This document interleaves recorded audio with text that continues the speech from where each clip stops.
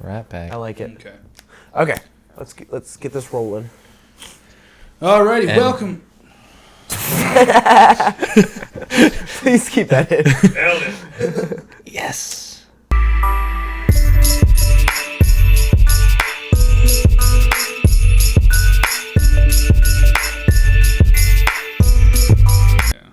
Okay, ready? Yes. Been ready. Now, after we've been rolling for 10 minutes and I've started my stopwatch a minute ago. Anyway. Welcome to SNAPCAST, episode 5. What are we on? Five. Episode 5. What are we naming this one? I don't know yet. The Snap Strikes Back. Empire. The Empire Snaps Back. Ooh. Oh, I like it. Change it up I a like little it. bit. I like the it. Snapcast's back. The Snapcast's back. Interesting. This is now a show entirely about fishing and Fishing specifically. fly fishing. And I'd like to know, what's your favorite kind of fly to use Yeah, when you fish? what kind of fly do you tie? You know? Mayfly. That's a good one. Okay. Off the top of my head. So, That's about all I know. what are we going Anyway, to talk about? This week we are talking about iconic photos. What makes them? No, we're talking about what our favorite iconic photos are. We kind of all picked certain photos that are really, really popular that we probably all have seen, and but why we like that particular photo and what we like about it. And then also, there is a short film that was interesting that was posted called Alone in Paris. That was a really nice example of a technical feat being attempted by a filmmaker on a small budget. So, just something interesting we thought we would talk about this week. So, to start things off, we'll go around the upholstery and talk about the iconic photos that we chose. Let's start with Jake, because I believe you are the best prepared for this one. Okay, so, yeah, iconic photos. I had a lot of pictures that were going through my mind when we were trying to pick out which ones we wanted to discuss. There are a lot of really good photos. When you start thinking about it, you're like, oh, there's just a few that I really love, but there are a lot. So one of them that I wanted to pick, Levi's actually going to discuss. So the one that I arrived at, all that lead up, was the Afghan girl. It's the photo that was on the cover of National Geographic in 1984, the December issue.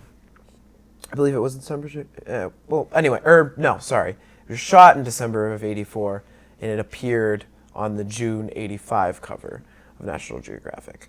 So, if you just think National Geographic, iconic photo of an Afghan girl, you'll probably be picturing the photo. It was photographed by Steve McCurry, and it was when he was over there on an assignment, and he even said something to the effect of that he didn't think that photo would really stand out much from any of the other ones he took that day, but it obviously did. And I guess then going into what I really liked about the picture, what I love about the picture, is that it tells such a story. Now, it has here, because there's so little information about this girl, it says that she was born approximately in 1972. So in 1984, when it was taken, she would have been 12 years old. And she does not look like a 12-year-old. So I think that the storytelling aspect of it is really what I love. You see that her face, her skin, her hair is so, just looks so worn out. She just looks so distressed. But her eyes are like just piercing and pure. And it's like this whole juxtaposition of how harsh life is over there. She was in Pakistan through the Soviet occupation of Afghanistan. And so there was just like so much that she saw, so much turmoil that she saw and experienced and was a part of, all the the refugee camps and everything. And it just, I don't know, I love it. And then another cool part was that they went back. They tried identifying her because this was the first photo that was ever taken of her in her whole life. And especially in this modern age, it's crazy to think someone never had a photo taken of them and they're 12 years old, And then there was a second photo taken of her when they were trying to find her, and then they identified it as her. And then there was a third photo when the original photographer came back, was reunited. And it's just the contrast even there, another 17 years lapsed, and it's just like, it's crazy. To see how much, from the age of 12 to the age of 29 approximately, she looks like an old woman at 29. And it's just, I don't know, I showed you earlier, but it's just like, it speaks so many volumes. It's the cliche, that a picture's worth 1,000 words, like to the T. But that's just what I love about it. I think what I like about that, those two photos, is that the first one, it seems to, especially when you have a little bit of background about that area of the world, you're able to kind of see a little bit of a story behind, like you said, it tells a story a little bit. At least you can kind of feel one in it. But then also, the next one, you see someone that's been very stressed, been very, had a very hard life, and so comparing them to that, you're right, it tells a whole other story. Seeing the two, it's 17 years of an amazing story. Right. So a very very tough story. It goes, even just on the Wikipedia page, it goes into detail of just what happened in between the age of 13 and 16. So after the first photo was taken, she was married, and then she had 3 daughters and a 4th daughter, but the 4th daughter died in infancy. There's just so much. And then, of course, there was that reunion of the photographer, and it was interesting. It's like, I think this happens, and we'll probably get into this a little bit with your picture especially, where when there's an iconic photo and it's like not a very easily identified person, there's a lot of people like, oh, that was me. Or even in this one, it said that there were a lot of men saying, oh, that's my wife, when they were trying to identify who it was. And it just, I don't know. It's like there's this anonymous aspect that, to me, makes it almost more of an impact. Because it's like she's the face of that situation, where it's, I don't know. It's just, I could probably ramble on about this for a long time. But just a little bit. It's cool here that it has the technical aspects, bringing in the technical part of photography. It was shot on Kodachrome 64 color slide film with a Nikon FM2 camera on a 105 millimeter f2.5 lens. So, pretty cool glass, awesome film. But of course, it's the story. It's not the film. It's not the camera. And so that's what I like about it. I don't know. Do you have anything to add? Not really. No. You covered a lot. Yeah, I did. Sorry for rambling. Right. I really love this picture. But now, Robert. Yeah, now it's Robert's turn. What is your photo? Oh. She actually picked just a few minutes before we started.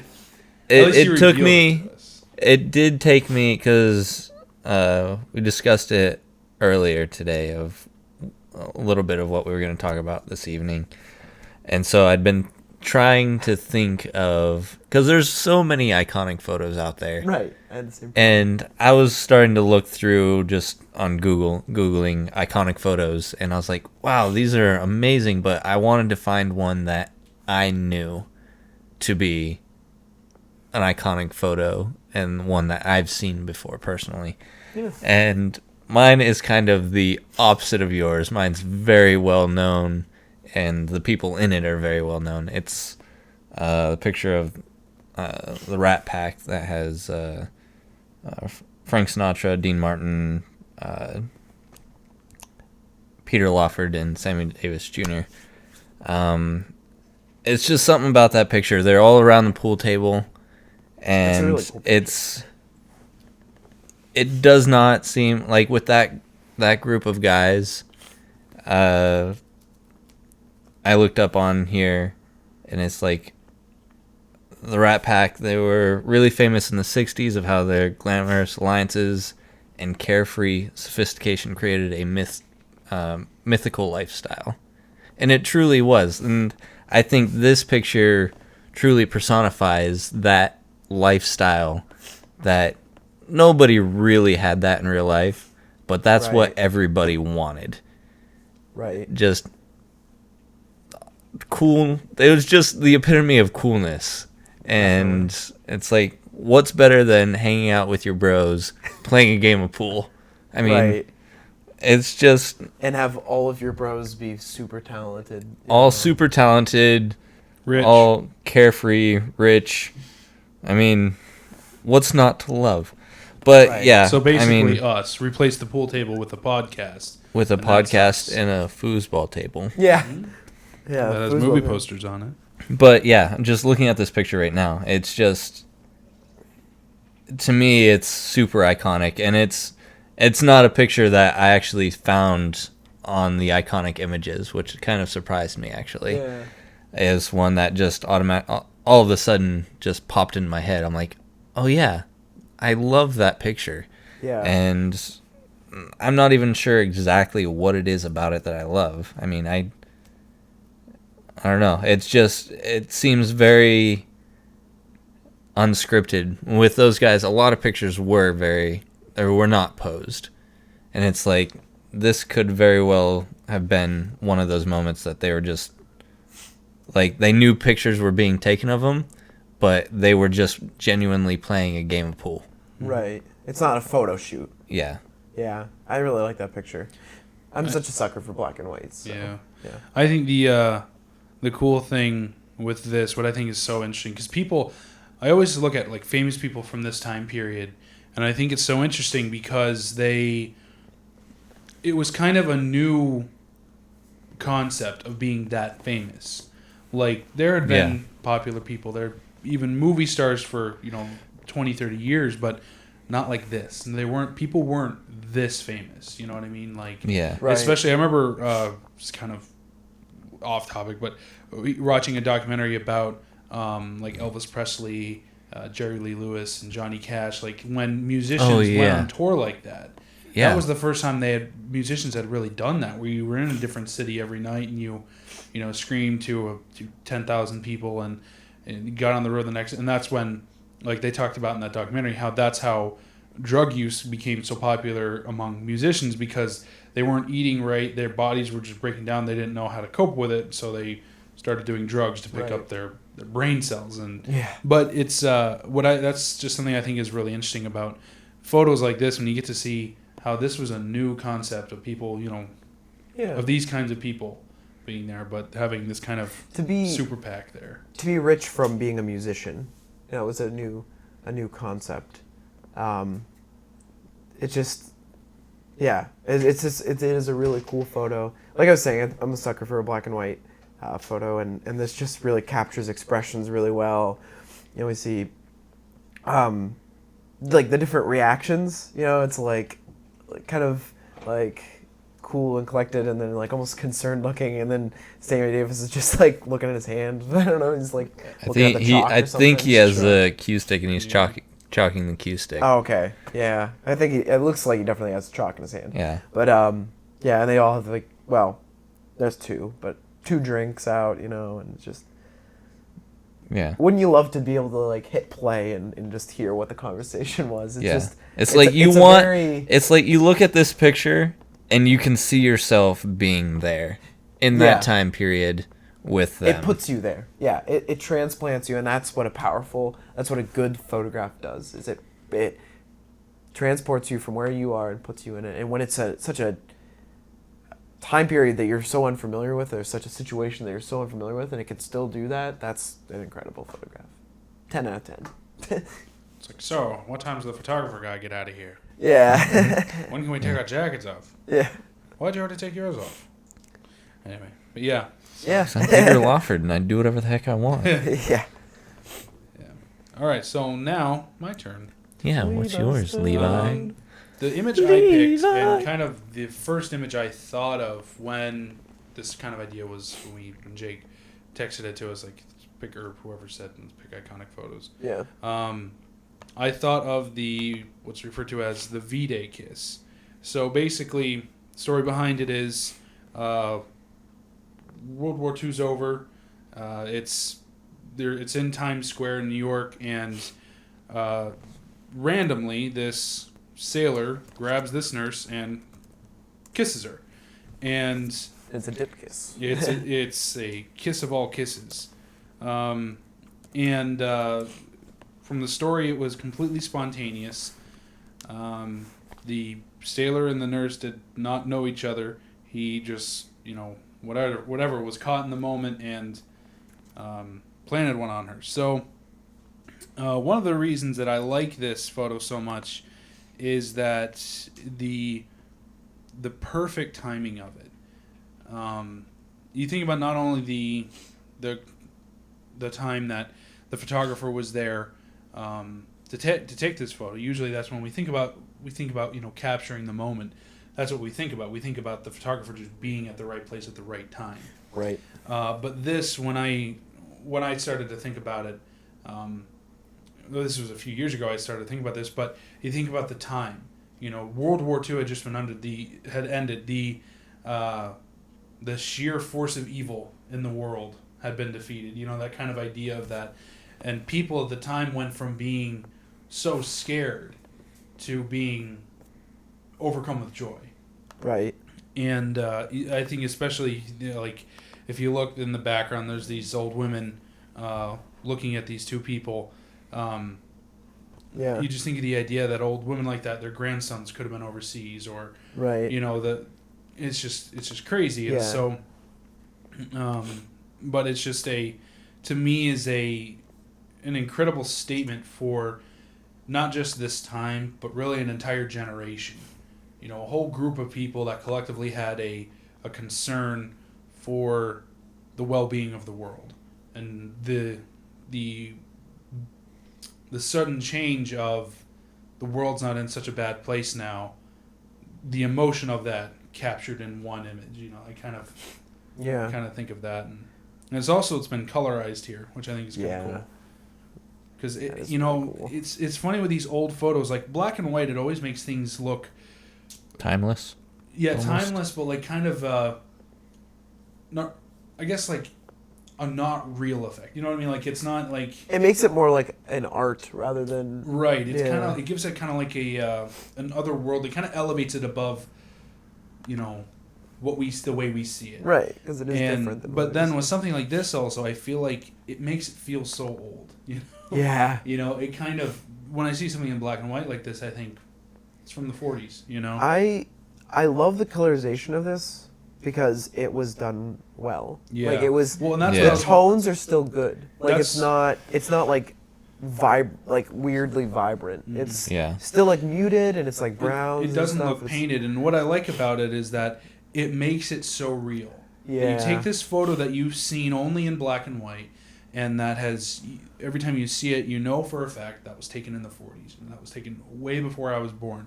When I was a kid, I used to think that people actually saw in black and white. Yeah. Like, and then I was like, then the Wizard of Oz came out, then everyone saw in color. Yeah. And from that little part on when she goes into the Just boom, Yeah, automatically. color. And then they went back to black and white for a little bit. I think it was it was actually in part because of Pleasantville. I remember seeing that movie. And I think that in my mind, my little whatever, that was that's funny. that was the way I saw it. But what I love about this is that it makes it so real that you look back at pictures like this and you're like, wow, this makes me feel like I could have been there. I could be looking at it, So that's my feelings on it. I like actually. I laugh at how many people are just watching. Yeah. Like you got I this think guy, it's this kinda guy that's cool. cut off. He's looking. He's like, hey, what's going on here? Yeah. And you got this other sailor guy. He's probably his bro. He's like, I think it's cool, like you were saying about like the general like, how there was like sort of a united feeling about the situation, both during and after. It's kind of cool because when you do zoom in and you look at these people, the expressions that you can make out on the faces, they're like smiling, you know? It's like they're looking at it and like that was, I mean, even in the moment beyond the photo, it was still like this moment of hope. Like it was this moment of like swelling positivity, you know? It's like, it's just kind of cool. But the other thing that I liked that I wanted to bring up was that it's like the epitome of like perfect timing, you know? Because it's like if that photographer was walking by a minute earlier or a minute later, he would have missed it. yeah. You know, for all we know, it could have been 20 seconds, you know? Or if 10 this, seconds. if this guy left his camera at home that day. Yeah. Yeah. And to the setting. I mean, Times Square, right? It is Times Square, right? I mean, Yeah. it's like, Yeah. yeah, and it's like to have it so centered and like it just everything about it's so cool. At the time, Times Square was a big deal, but now we think how big of a deal it is. Right. Yeah. It's one of the most photographed places in the United States. Right. When people Probably think in of the world. America, they think of Times Square as one of the main places. Right. New York so City, New York when you City. freeze it in Always. time like this, it's like, it gives it that much more. Because then, when you think about it, you think of, you incorporate then the military, World War II, victory, and Times Square. Like Yeah. Right. you incorporate all those things, and that's everything that touches the heartstrings of, especially Americans, but people all over the world. Levi, you're the chairman of the Snapcast. Move us on. The next topic is short films. No. Okay. So a short film that was posted onto Petapixel, that I was looking through Petapixel to try and come up with ideas for the Snapcast that we could steal. And but there was a short film that I thought was really, really cool called Alone in Paris. And what was so cool about it is it was a simple idea. It was, to be honest, I think it's an idea that a lot of people have had before, doing something where it's one person in a secluded place walking through, they're kind of going through their emotions. But what was so cool about it was the way it was executed. And I thought it was very well executed. But it was shot in Paris with one main actor during the day.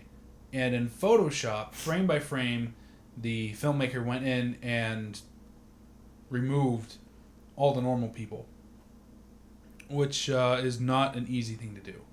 And so I thought that was a really cool piece.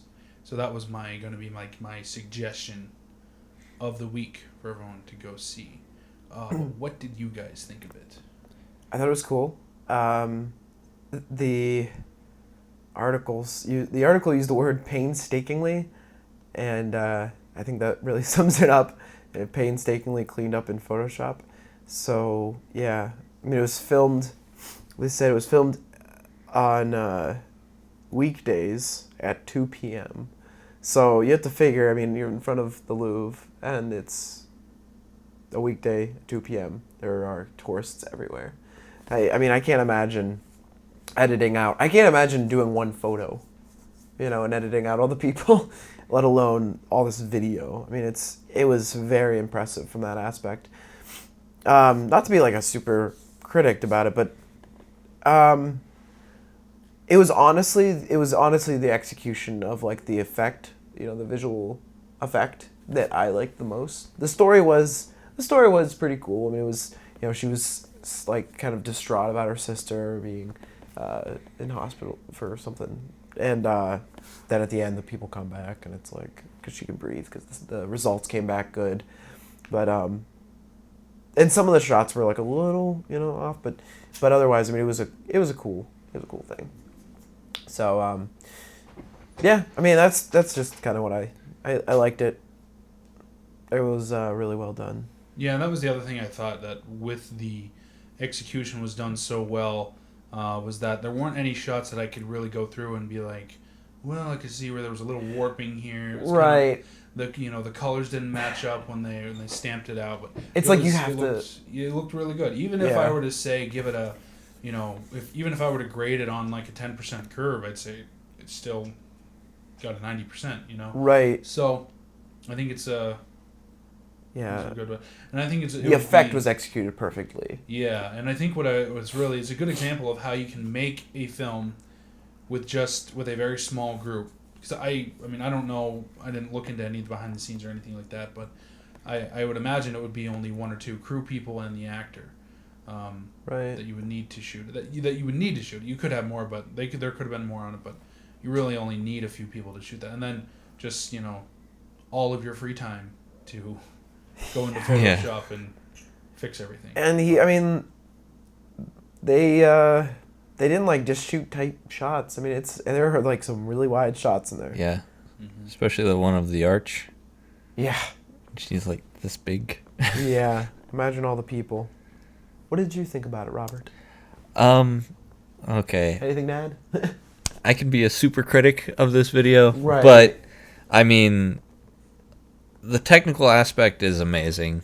For me, a movie doesn't have to look as good as long as it has a good story.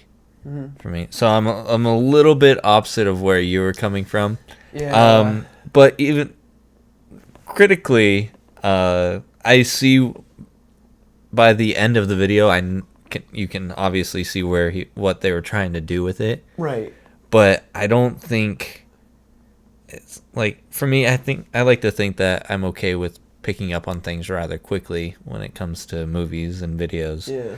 But I did not understand like the purpose of it. I thought it was just somebody making a video for the technical aspect, not for the story behind it. I didn't think it was much of it didn't seem like it was a short film at first. Like, it seemed like it was just like a collection of shots that they were like, exactly, let's edit out the people. It's just like that part. But again, it's like, I don't want to be a super critic because of how much work was put into it. It was obviously a ton of work. And right. Seeing the end of it and knowing the story, I appreciate it even more now, because it's like I've had that happen to me in real life. It's like, okay, something's going on with a family member or a friend, and all of a sudden nothing else matters. You don't see other people. You don't pay attention to other things because you're constantly thinking about that person. And so you just tend to not even pay attention to anybody else or anything else. And so it's like you can see her, she's trying to enjoy this trip in Paris. I mean, seeing all these amazing things. But she's not getting the full effect or getting the full value of this trip to Paris. Right. Because of what's going on with her sister. And so I think if they would have portrayed that a little bit better, the story would have come along a little bit better, and that would have made a much greater video. But as it is right now, just the technical aspect of it is amazing to take that much time. But that's my opinion on it. And I think in a way to kind of fix that would be to, I think the way I would have done it to change it up a little bit would make it where there was more dialogue from the main actor because that's one of the things you notice. It's all the dialogue takes place through phone call, through voicemail. Right. And so she never says anything. Right. And that's what I've tried to do that before, and it doesn't always work. It really doesn't work that well. Yeah. And it's incredibly hard to pull off. Right. So that's one of the things that I think a video like this could have benefited from, on-camera dialogue.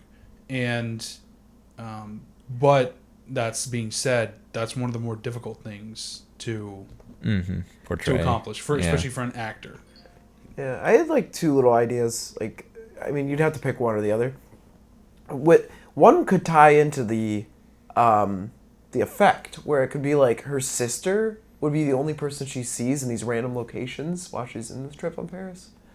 And then she could say little things like I'm sure it'll be okay, like just little, things. But she just like kind of you realize like it would be done in such a way that you realize she's not actually there, And then the other idea I had is like doing like splicing in like flashback footage sort of things, have it be black and white or whatever, just graded in a different way that has a flashback feel, and it could be like them laughing or stuff leading up to her having to go to the hospital. So black and white, because everything in the past it was in black and white. Right. Yeah, as we discussed previously. Right, because I saw it in black and white in the past. Yeah. Yeah. But I think the idea actually of you could still have the main actress not say anything, but splice in the phone calls, the audio from her sister throughout the video. That would have led us along in the story. Definitely. And it wouldn't be jumping from here to, okay, what's going on? I'm about to get involved to a whole bunch of just scenic shots of Paris with nobody except for her. Right. You don't know what's going on. And then all of a sudden, oh, the test came back. Everything's fine. Oh, okay. And then people appear. Okay, now I get it. So, I mean... And maybe, too, also having some footage of traveling to Paris. Kind of maybe... I mean, it's hard to get access to a